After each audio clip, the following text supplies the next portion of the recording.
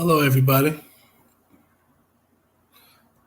It's me again. It's Russell Mills. It is Sunday, July 29th, 2018. On Sunday, I just want to say hello. Thank you for anybody that is, that has, that has actually take the time to watch my videos. Appreciate that.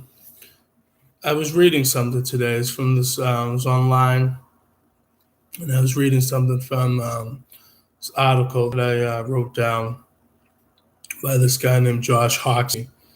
I guess he's like an editor or something like that. But basically, the title was "It is Blacks and Latinos will be broke in a few decades." So I want to kind of read a little bit of what I copied down. It says many blacks see progress on racial equity in the U.S. as a steady march forward in which people of color become more equal with their white counterparts as the years go by. Those are those are people who don't pay attention to household wealth figures. A new report I co-authored, which is this guy Josh Hoxie, by the way. The Road to Zero Wealth looks at the past 30 years of wealth accumulation across racial lines, as well as what the future will bring if current trends continue. Our findings were bleak. The divide between the wealth of a typical black family and a typical white family today is vast. A median black family had just 1,700 in wealth, total assets minus total debt. 30 years ago, that same family had 6,800 in today's dollars. Latino families at the median have similar small assets, just 2,000, and also saw a decline over the past 3 decades.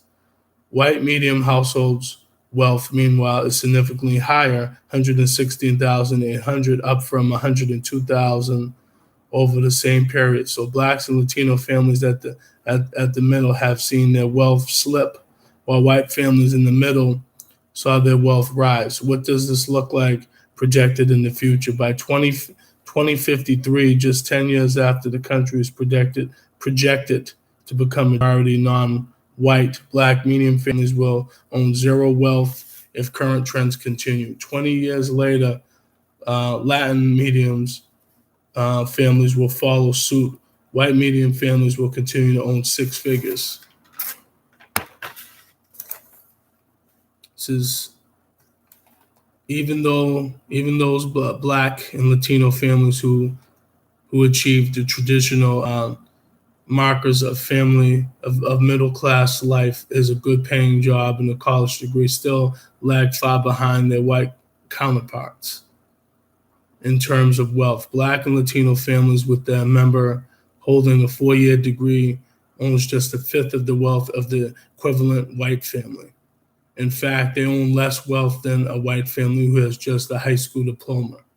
These numbers represent a troubling trend in which assets and economy opportunities are channeled away from families of color and towards white families.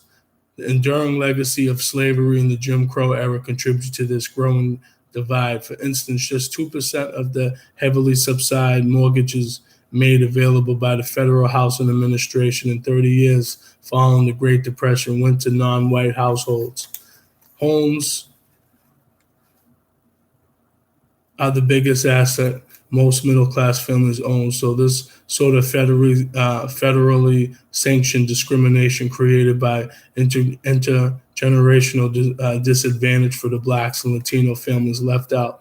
One example is the mortgage interest deduction, a tax break designed to promote home ownership. Unfortunately, the deduction is only available to those who itemize their tax returns, which skews the beneficiary heavily towards the already who are disproportionately white. It says changing our priorities around tax incentives as well as investments in bold new programs like children's savings accounts, CSA, and a federal job guarantee could reverse the decade long rise in the federal and the racial wealth divide. Had Congress instituted a robust universal CSA program in 1979, sending small savings and investments accounts for all children that could mature as they grow older, the white Latino wealth gap would have disappeared by now, and the white black gap would have dropped by 82%. Policy changes like these would require bold leaderships from across the federal government, including Congress and the White House. In today's political atmosphere, marked most often by scandal and regress policy decrees, as well as congregational gridlock, this does not appear forthcoming. The good news, however, is that the policy needed to begin to turn the tide on our growing divide are readily at hand. We know what the problem is and how to fix it, building the political will and political power to put such policies in play is the next step. So this is just something that I just read off the internet, off this from this guy named Josh Hoxie. He's a director of the Project on Opportunity Taxation at the Institution for Policy Studies. So I guess he's an editor, like I said earlier. I want to say this to us as Black people. We don't have a lot of times because we have no culture. Okay, we have no culture. Okay, we have no culture. So this is why I say, in the white people control the banks. They control all the money. And here's the thing: if most of these people in the banking system are white, who do you think they're going to look out for more so? You think they're going to look out for you, or you think they're going to look out for themselves? They're going to look out for themselves. So like I say to people all the time, people have to, understand that, this system's not meant for us. But see, at the end of the day, too, I feel, this is just my personal opinion. Doesn't mean I'm right. Doesn't mean, I could be wrong. And I've been wrong plenty of times in my life, and I still will be.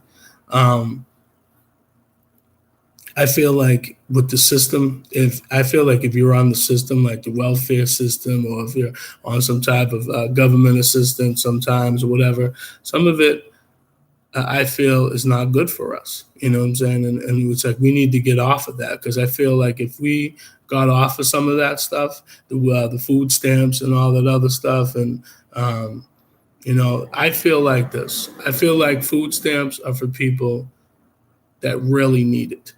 Okay, that really, really need it. Because I feel like if the food stamps and all this other stuff, if people weren't using it, I feel like our taxes wouldn't be so high. Okay, but that's just my opinion. Like if people just got off the food stamps, stop having all these kids. You know what I'm saying? Like some of our problem is just as well as Black people, is that, like I said, we don't have no culture. And, I could talk shit on the internet and say, oh, yeah, Black people need to come together, or Black people. But it's like, that's not going to happen. But it's like, if Black people really want to come together, then we would move to Africa and we get out of this country. Because at the end of the day, Black people, I'm sure we make up a good amount of the wealth in this country. If Black people just left this country, I'm sure the white man would be in trouble. Okay, yes, they would probably be happy, but who knows? Even if we left to go to Africa, if it would even be better, because I don't think it would. But at the end of the day, it would probably be good for some degree. You know what I mean? With some of us, going back to the motherland and stuff like that. But it's not like, I'm not saying Africa doesn't have a lot of resources, because I'm sure they do. But at the end of the day, like I said, I'm not going to act like, come on this YouTube and say, yeah, I know it all. No, I don't. I don't know it all. I don't know a lot.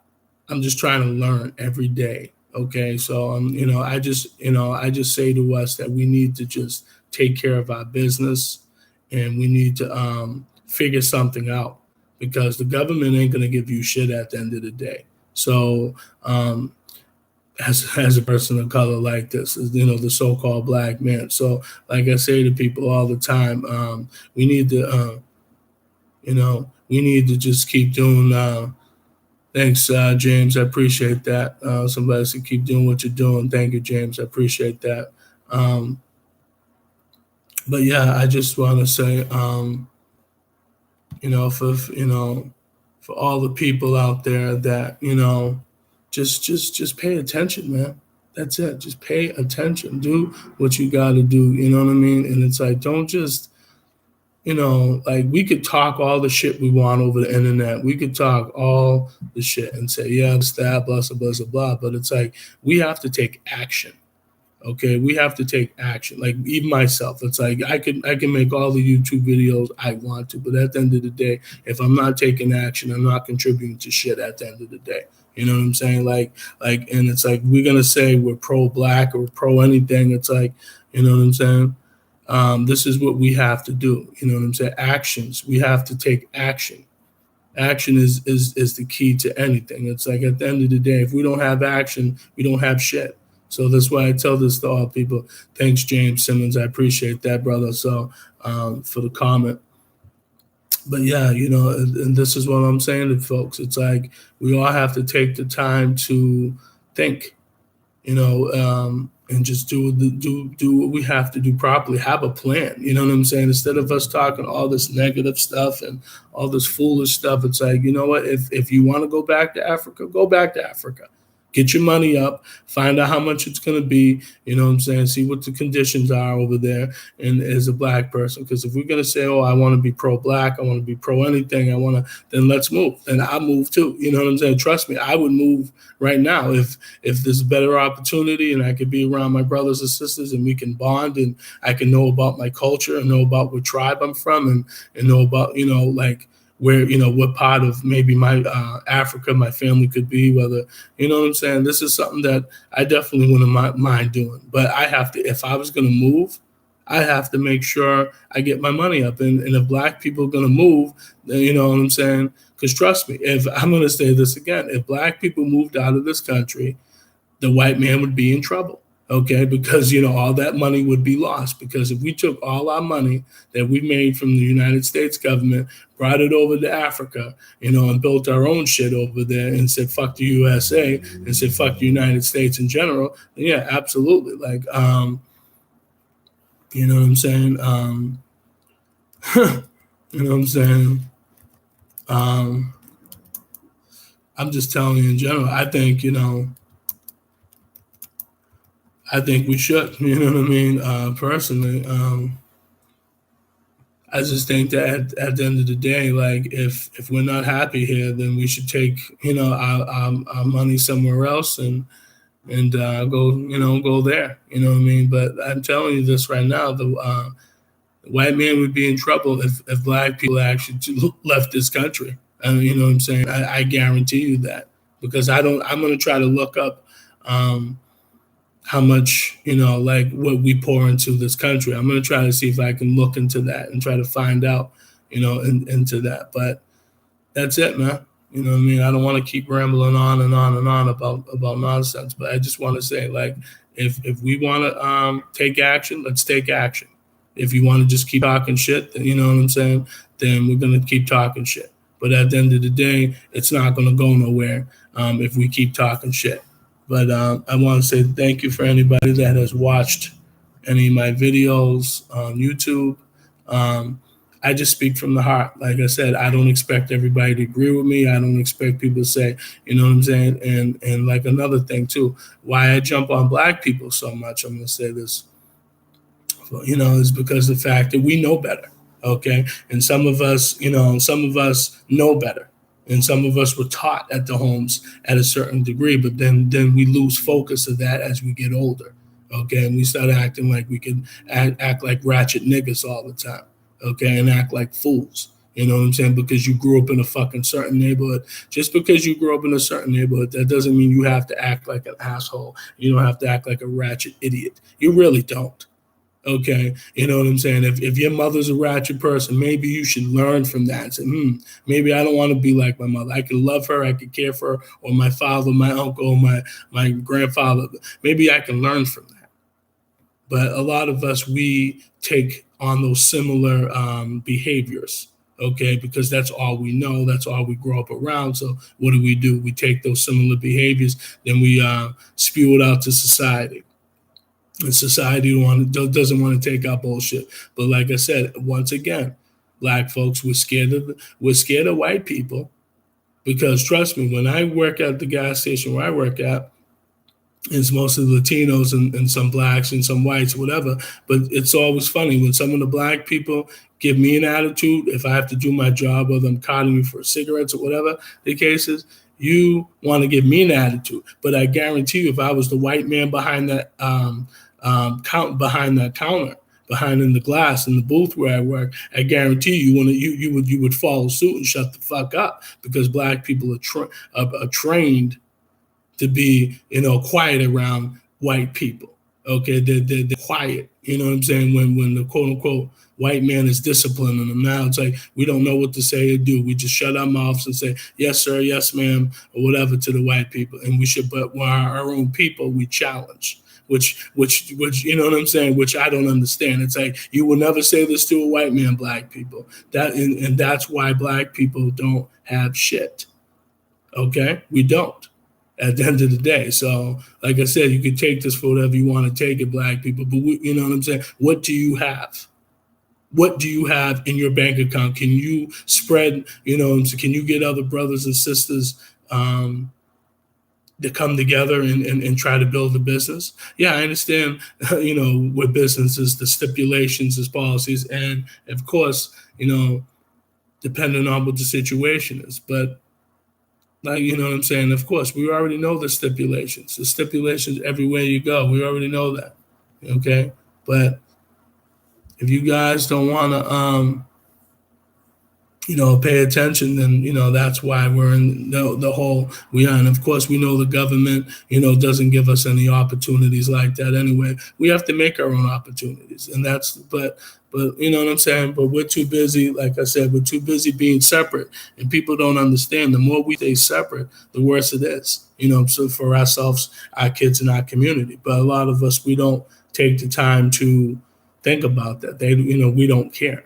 So don't complain about, I don't have nothing, blah, blah, blah, blah, the white man, this. No, the black man and black woman does a lot of this to ourselves. I'm not going to say the white man has not doesn't have their hand in everything. Of course they do. But primarily it's up to us.